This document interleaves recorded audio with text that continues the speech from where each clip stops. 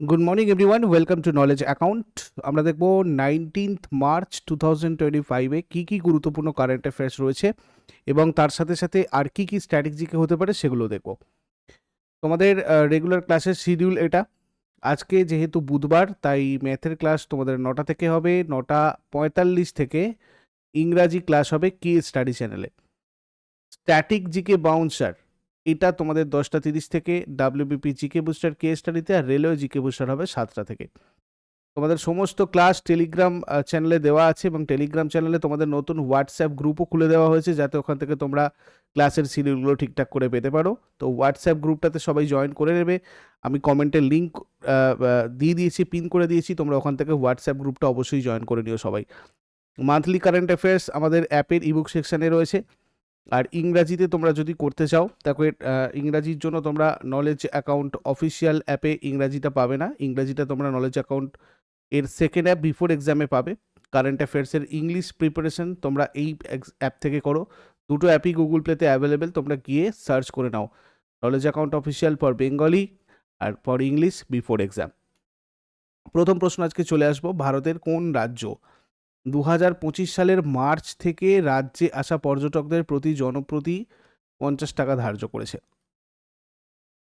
রাজ্যে যতজন পর্যটক আসবে সবার থেকে 50 টাকা করে নেবে। এটা হচ্ছে সিকিম করেছে। সিকিমের প্রেম সিং তামাং সরকার রাজ্যে প্রবেশকারী পর্যটকদের প্রবেশ ফি হিসাবে 50 টাকা ধার্য করেছে। এটা 2025 সালের 15ই মার্চ থেকে প্রযোজ্য হয়েছে। Sikkim registration of tourist trade rules 2025-এর বিধানের অধীনে ফি চালু করা হয়েছে। 50 টাকা ব্যক্তি ফি রাজ্যে আসা পর্যটকদের দ্বারা প্রদান করা হবে এবং 30 দিন পর্যন্ত সেটা থাকার জন্য বৈধ হবে। অর্থাৎ নেক্সট 30 দিন থাকতে গেলে আরও 50 টাকা দিতে হবে। যদি পর্যটক 30 দিন পরে আবার রাজ্যে যান তবে তাদের জনপ্রতি আবার 50 টাকা ফি দিতে হবে। 5 বছরের কম বয়সী শিশু এবং সরকারি দায়িত্বে আসা সরকারি কর্মকর্তাদের ফি থেকে অব্যাহতি দেওয়া হয়েছে এই ব্যাপারটা থেকে। ট্যুরিস্ট ফি আদায় কে করবে? যে হোটেলে পর্যটকরা চেক ইন করছেন সেগুলো থেকে পর্যটক ফি সংগ্রহ করবে। প্রতি সপ্তাহে হোটেলগুলো রাজ্য পর্যটন অ্যাকাউন্টে ফি জমা দেবে। পর্যটকদের কাছ থেকে সংগৃহীত ফি সিকিম সরকারের পর্যটন সেক্টরের উন্নয়ন তহবিলে জমা করা হবে। সিকিম সরকারের মতে তহবিলটা পর্যটন পরিকাঠামো আর পরিষেবাগুলোর উন্নয়নে ব্যবহার করা হবে। এই তহবিলটা রাজ্যের সড়ক যোগাযোগ বাড়াতে, পরিচ্ছন্নতার উন্নতির জন্য ব্যবহার করা হবে যাতে রাজ্যের পর্যটন শিল্পকে আরও বাড়ানো মানে বেটার করা যায় আর কি। দেখো সিকিম সম্পর্কে আমরা একটু দেখে নিই। নামগিয়াল রাজবংশ 17 শতকে আধুনিক সিকিম রাজ্যটা প্রতিষ্ঠা করে। সিকিমের শাসকরা চোগিয়াল নামে পরিচিত ছিলেন, যারা বৌদ্ধ পুরোহিত রাজা ছিলেন। এরা পরবর্তীতে ব্রিটিশ সাম্রাজ্যের একটা সংরক্ষিত অঞ্চলে পরিণত হয়। ভারতের স্বাধীনতার পর সিকিম ভারতের সংরক্ষিত রাজ্যে পরিণত হয়। 1975 সালে সিকিম ভারতের 22তম রাজ্য হিসেবে যোগদান করে। ইংরাজি, নেপালি, সিকিমিজ, লেপচা এগুলো এই সিকিমের সরকারি ভাষা। রাজ্যের প্রধান ধর্ম হচ্ছে হিন্দু ধর্ম এবং বজ্রযান বৌদ্ধ ধর্ম। সিকিম হচ্ছে সবচেয়ে কম জনবহুল এবং ভারতের রাজ্যগুলোর মধ্যে দ্বিতীয় ক্ষুদ্রতম। সিকিম পূর্ব হিমালয়ের অংশ। বিশ্বের তৃতীয় সর্বোচ্চ শৃঙ্গ কাঞ্চনজঙ্ঘা সিকিমে রয়েছে। রাজ্যের প্রায় 35% এলাকা ইউনেস্কোর বিশ্ব ঐতিহ্যবাহী স্থান খংচেনজঙ্ঘা জাতীয় উদ্যান দ্বারা আচ্ছাদিত। এর গঠন হয় তাহলে 1975-এর 16ই মে। রাজধানী গ্যাংটক। আন্তর্জাতিক সীমানা চীন, নেপাল আর ভুটানের সাথে রয়েছে। চায়না, নেপাল এবং ভুটানের সাথে রয়েছে সিকিমের বাউন্ডারি। এর উত্তর এবং উত্তর পূর্বাঞ্চলে চীনের স্বায়ত্তশাসিত অঞ্চল তিব্বত, পূর্বে ভুটান, পশ্চিমে নেপাল এবং দক্ষিণে পশ্চিমবঙ্গ রাজ্য। টোটাল 6টা জেলা রয়েছে, সরকারি ভাষা ইংরাজি। বিধানসভার 32টা আসন, রাজ্যসভার রাজ্যসভার একটা আসন, লোকসভার একটা আসন। হাইকোর্ট হচ্ছে এখানকার সিকিম হাইকোর্ট। প্রথম রাজ্যপাল বিবি লাল, বর্তমান রাজ্যপাল ওম প্রকাশ মাথুর। প্রথম মুখ্যমন্ত্রী কাজী লেন্দুব দর্জি, বর্তমান মুখ্যমন্ত্রী Prem Singh Tawang. State animal red panda, state bird pheasant, state tree rhododendron. তোমরা যারা যারা রেলওয়ে গ্রুপ ডি ব্যাচে জয়েন করেছো বা যারা যারা রেলওয়ে বুলেট ব্যাচে জয়েন করেছো, আমাদের প্রথম যে ব্যাচটা, অথবা প্রাপ্তি ব্যাচে জয়েন করেছো, তাদের কিন্তু এরকম স্টেট ওয়াইজ জিকে রয়েছে। তোমরা গিয়ে স্ট্যাটিক জিকের চ্যাপ্টারটা দেখবে, তোমাদের এরকম প্রত্যেকটা স্টেটের আলাদা করে স্ট্যাটিক জিকে ওখানে প্রোভাইড করা আছে। আর এই ব্যাচগুলো নতুন স্টার্ট হয়েছে, রেলওয়ে গ্রুপ ডি এবং জেনারেল স্টাডিজ। নতুন যারা যারা আমাদের কোনো ব্যাচে নেই, তোমরা যদি পেড ব্যাচে জয়েন করতে চাও সেক্ষেত্রে এই নাম্বারে যোগাযোগ করে, হোয়াটসঅ্যাপ করে, কনসাল্ট করে তোমরা যুক্ত হতে পারো। কে 2024 সালের হকি ইন্ডিয়ার বর্ষসেরা গোলরক্ষকের জন্য বলজিৎ সিং পুরস্কার জিতেছে? দেখো, এটা জিতেছে সবিতা পুনিয়া। ভারতীয় মহিলা হকি দলের গোলরক্ষক ইনি, সবিতা পুনিয়া, হরিয়ানার বাসিন্দা। বর্ষসেরা গোলরক্ষকের পুরস্কার জিতেছেন, যার জন্য 5 লক্ষ টাকা পেয়েছেন। গ্রেট ওয়াল নামে পরিচিত ইনি। দেখো, 2024 সালের হকি ইন্ডিয়ার Balbir Singh senior player of the year মহিলা পুরস্কার কে জিতেছে? আগে তিনি তোমাদের সাথে এটা কভার করেছি, ভারতের মহিলা হকি দলের গোলরক্ষক সবিতা পুনিয়া। তৃতীয়বার এটা পেলেন তিনি। পুরস্কার মূল্য হিসাবে 25 লাখ টাকা পেয়েছেন। তারপরে ইন্টারন্যাশনাল অ্যাস্ট্রোনমিক্যাল ইউনিয়ন অনুসারে শনি গ্রহের কটা চাঁদ আছে? দেখো, এখনো পর্যন্ত এবার 274টা নাকি উপগ্রহ আছে শনি গ্রহের। এটা ইন্টারন্যাশনাল অ্যাস্ট্রোনমিক্যাল ইউনিয়ন। তোমাদের যখনই জিওগ্রাফির ক্লাস করি আমি বলি এই ধরনের প্রশ্নগুলো তোমরা কারেন্ট অ্যাফেয়ার্সে খেয়াল রাখবে। একটু ডিটেলস দেখে নিই। সম্প্রতি 128টা নতুন চাঁদ আবিষ্কৃত হয়েছে ইন্টারন্যাশনাল অ্যাস্ট্রোনমিক্যাল ইউনিয়ন আনুষ্ঠানিকভাবে শনি গ্রহের 128টা নতুন চাঁদ মানে উপগ্রহকে স্বীকৃতি দিয়েছে। ফলে বর্তমানে 274টা টোটাল উপগ্রহ রয়েছে শনির। 95টা বৃহস্পতি, সৌরজগতের দ্বিতীয় সর্বোচ্চ সংখ্যক চাঁদ। আমরা এতদিন জানতাম এখানে এটা বেশি ছিল, এখন কিন্তু 274টা হলো শনির। কানাডা, ফ্রান্স হাওয়াই টেলিস্কোপ থেকে 128টা নতুন এইরকম উপগ্রহ আবিষ্কৃত হয়েছে। ইন্টারন্যাশনাল অ্যাস্ট্রোনমিক্যাল ইউনিয়নের সদর দপ্তর কোথায়? প্যারিসে, ফ্রান্সে। এটা 1919-এ প্রতিষ্ঠিত হয়েছিল, মনে রাখবে। তারপরে অর্থনৈতিক সহযোগিতা বৃদ্ধির জন্য কোন দেশ ভারতের সাথে একটি মুক্ত বাণিজ্য চুক্তি নিয়ে আলোচনায় প্রবেশ করেছে? এটা করেছে নিউজিল্যান্ড।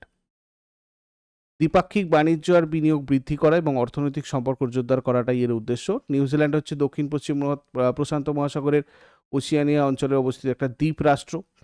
রাজধানী ওয়েলিংটন, মহাদেশ ওশিয়ানিয়া, রাজা তৃতীয় চার্লস, প্রধানমন্ত্রী ক্রিস্টোফার লুকসন।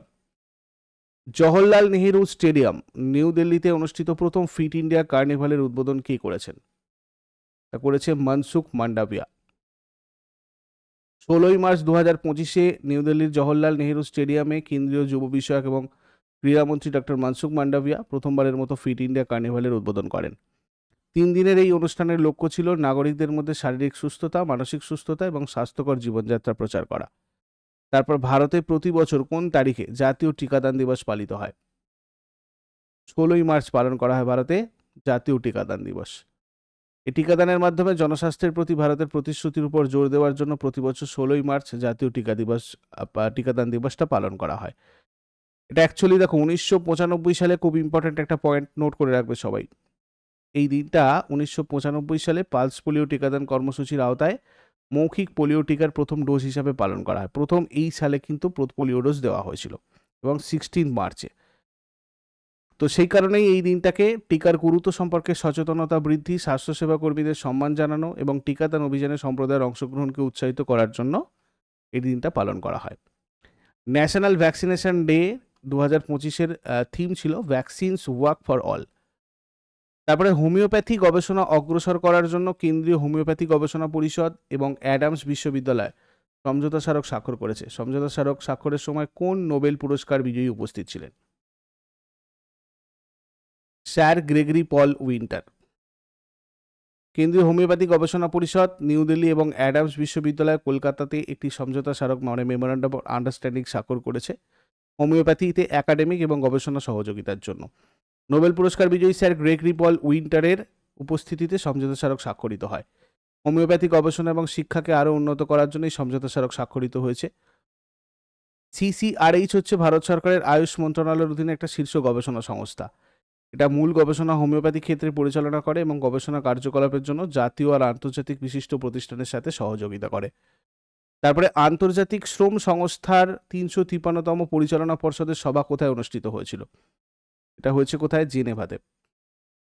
আন্তর্জাতিক শ্রম সংস্থা বা ইন্টারন্যাশনাল লেবার অর্গানাইজেশন 353তম পরিচালনা পর্ষদের সভা 10 মার্চ থেকে 28 মার্চ 2025-এ সুইজারল্যান্ডের জেনেভাতে করেছে আর কি। ভারত এই সভায় সক্রিয়ভাবে অংশগ্রহণ করেছিল। শ্রম আর কর্মসংস্থান মন্ত্রণালয়ের সচিব সুমিতা দাওড়া ভারতীয় প্রতিনিধি দলের নেতৃত্ব দিয়েছেন, যার লক্ষ্য এই আইএলওর নীতি, আন্তর্জাতিক শ্রম সম্মেলনের এজেন্ডা এবং আইএলওর কর্মসূচি আর বাজেট নিয়ে আলোচনার সিদ্ধান্ত নেওয়া। ইন্টারন্যাশনাল লেবার অর্গানাইজেশন ফর্ম হয়েছিল 11 এপ্রিল 1919-এ। এটা আরবি এনটিপিসিতে দেখো এসেছে। হেডকোয়ার্টার্স এবার সুইজারল্যান্ডে রয়েছে। 187টা মেম্বার স্টেট রয়েছে। Director general Gilbert Houngbo. Nobel peace prize হচ্ছে 1969 পেয়েছিল ইন্টারন্যাশনাল লেবার অর্গানাইজেশন। তারপরে মিশন অমৃত সরোবর ভারতীয় রেলের অংশগ্রহণের মূল লক্ষ্য কি? ওয়াটার কনজারভেশন হচ্ছে মূল লক্ষ্য। এই প্রচেষ্টার লক্ষ্য জলের ঘাটতি মোকাবিলা করা, ভূগর্ভস্থ জলের স্তর উন্নত করা এবং সম্প্রদায় চালিত জল সংরক্ষণের মাধ্যমে জলবায়ু স্থিতিস্থাপকতা বৃদ্ধি করা। এই প্রকল্পটা মিশন অমৃত সরোবরের দ্বিতীয় পর্যায়ের অংশ, যেটা জলবায়ু স্থিতিস্থাপকতা এবং সম্প্রদায়ের অংশগ্রহণের উপর জোর দেয়। এই প্রকল্পের সমাপ্তির লক্ষ্যমাত্রা 15 আগস্ট 2025। তারপরে কোন কোম্পানি গেম্মা 3 এআই মডেল চালু করেছে? দেখো এটা আবার একটা এআই মডেল স্টার্ট করলো হচ্ছে আমাদের তোমার গুগল জেম্মা 3। ঠিক আছে, এটা সমস্ত ডিভাইসের জন্য লাইট ওয়েট এআই মডেল একটা তৈরি করেছে। স্মার্টফোন, ল্যাপটপ, অন্যান্য কম্পিউটিং প্ল্যাটফর্মের মতো ডিভাইসে মানে যাতে এটা করা যায় আর কি। গুগলের মূল সংস্থা হচ্ছে অ্যালফাবেটিক, সিইও সুন্দর পিচাই, প্রতিষ্ঠাতা ল্যারি পেজ সার্জিয়ে ব্রিন। প্রতিষ্ঠিত হয় এটা 1998-এ। হেডকোয়ার্টার মাউন্টেন ভিউতে রয়েছে, ক্যালিফোর্নিয়া, মার্কিন যুক্তরাষ্ট্র। তারপরে অনুসন্ধান ন্যাশনাল রিসার্চ ফাউন্ডেশনের প্রধান নির্বাহী কর্মকর্তা হিসাবে কে সম্প্রতি নিযুক্ত হয়েছেন? ডাক্তার শিবকুমার কল্যাণরামন নিযুক্ত হয়েছেন। ডাক্তার শিবকুমার কল্যাণরামনকে অনুসন্ধান জাতীয় গবেষণা ফাউন্ডেশনের প্রধান নির্বাহী কর্মকর্তা হিসেবে নিযুক্ত করা হয়েছে। এর আগে মাইক্রোসফটে এশিয়ার শক্তি শিল্পের প্রধান প্রযুক্তি কর্মকর্তা পদে কর্মরত ছিলেন ডাক্তার শিবকুমার। অনুসন্ধান জাতীয় গবেষণা ফাউন্ডেশন জাতীয় শিক্ষানীতির সুপারিশ অনুসারে দেশে বৈজ্ঞানিক গবেষণার উচ্চস্তরের কৌশলগত দিক নির্দেশনা প্রদানের জন্য একটা শীর্ষ সংস্থা হিসাবে কাজ করে। এই এনআরএফ শিল্প, একাডেমিয়া, গবেষণা প্রতিষ্ঠান এবং সরকারি বিভাগগুলোর মধ্যে সহযোগিতা তৈরি করে। তারপরে দেখো হোমওয়ার্কগুলো আগের দিন কী কী ছিল আমরা মিলিয়ে নেব। ভিটামিন কে রাসায়নিক নাম ফাইলোকুইনান, নাবার্ড ষষ্ঠ পঞ্চবার্ষিকী পরিকল্পনায় গড়ে ওঠে। আর আজকে তোমাদের জন্য কোয়েশ্চেন্স থাকবে। হোগেনাক্কাল জলপ্রপাত কোন রাজ্যে অবস্থিত? ভারতের কোন জলপ্রপাতটা নায়াগ্রা জলপ্রপাত নামে পরিচিত? শেষকালে কমেন্টে জানাও, চট করে আগের দিনেরগুলো কুইক রিভাইজ করে নেব। আর আরেকটা কথা, এই সপ্তাহে শনিবারে তোমাদের 6:30 থেকে 8টা পর্যন্ত আরআরবি গ্রুপ ডির একটা মক টেস্ট তোমাদের জন্য ফ্রি অ্যারেঞ্জ করা হয়েছে নলেজ অ্যাকাউন্ট অফিসিয়াল অ্যাপে। তো তোমরা যারা যারা মক টেস্টটা দিতে ইচ্ছুক তারা টেলিগ্রাম চ্যানেলে যুক্ত হয়ে যাও। দেখো ওখানে একটা হোয়াটসঅ্যাপ গ্রুপের ব্যবস্থা করে দেওয়া হয়েছে, ওই হোয়াটসঅ্যাপ গ্রুপটাতে তোমরা জয়েন করে নাও। হোয়াটসঅ্যাপ গ্রুপটাতে জয়েন করে নিলে ওখানে সমস্ত আপডেট পেয়ে যাবে এই টেস্টটার ব্যাপারে, অথবা তোমরা টেলিগ্রামে যারা যারা আছো ওখান থেকেও তোমরা জানতে পারবে। ঠিক 6:30 থেকে 8টা পর্যন্ত তোমাদের এই পরীক্ষাটা হবে, আর 8:15 থেকে এই চ্যানেলেই তোমাদের সেটার অ্যানালিসিস ক্লাসও হয়ে যাবে। ওকে, চলো এবার 18 মার্চ 2025-এর কোয়েশ্চেন্সগুলো দেখে নিই। কে 2024 সালের হকি ইন্ডিয়ার Balbir Singh senior player of the year পুরস্কারটা জিতেছে? তো দেখো এটা জিতেছে হরমনপ্রীত সিং। তারপরে 2024 সালের হকি ইন্ডিয়ার Balbir Singh senior player of the year পুরস্কার জিতেছে কে? এটা জিতেছে সবিতা পুনিয়া। সপ্তম হকি ইন্ডিয়া বার্ষিক পুরস্কার অনুষ্ঠান কোথায় অনুষ্ঠিত হয়েছিল? নিউ দিল্লিতে হয়েছিল এটা। সারা ভারতে হকি ইভেন্টের প্রচার আর সম্প্রচারের জন্য প্রসার ভারতীকে কোন পুরস্কার প্রদান করা হয়েছিল? Hockey India Jamanlal Sharma award for invaluable contribution 2024। অসমের দেওগাঁওয়ে কেন্দ্রীয় স্বরাষ্ট্রমন্ত্রী অমিত শাহ কোন ঐতিহাসিক ব্যক্তির নামে পুলিশ একাডেমি উদ্বোধন করেছেন? বীর লচিত বরফুকন। সূর্যের বাইরের বায়ুমণ্ডল এবং সৌরবায়ু অধ্যয়নের জন্য কোন সংস্থা পুঞ্চ মিশন চালু করবে? নাসা। আন্তর্জাতিক গণিত দিবস বা পাই দিবস বিশ্বব্যাপী কবে পালন করা হয়? 14ই মার্চ পালন করা হয়। হায়দ্রাবাদে কোন রেল স্টেশনটা সম্পূর্ণরূপে নারী কর্মচারীদের দ্বারা পরিচালিত হবে? Begumpet rail station.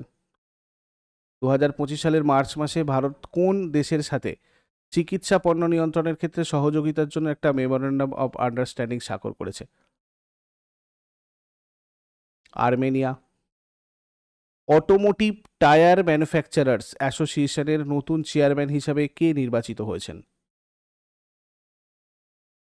অরুণ মামেন। এগুলো ছিল আগের দিনের প্রশ্ন। ইউজফুল বলে মনে হলে লাইক করো, শেয়ার করো, কমেন্ট করে ফিডব্যাক জানাও। প্রতিদিন সকাল 6টার সময় ডেইলি কারেন্ট অ্যাফেয়ার্সের আপডেটের জন্য নলেজ অ্যাকাউন্টকে সাবস্ক্রাইব করে বেল আইকন প্রেস করে অলে ক্লিক করে নাও। Thank you so much, take care, have a great day.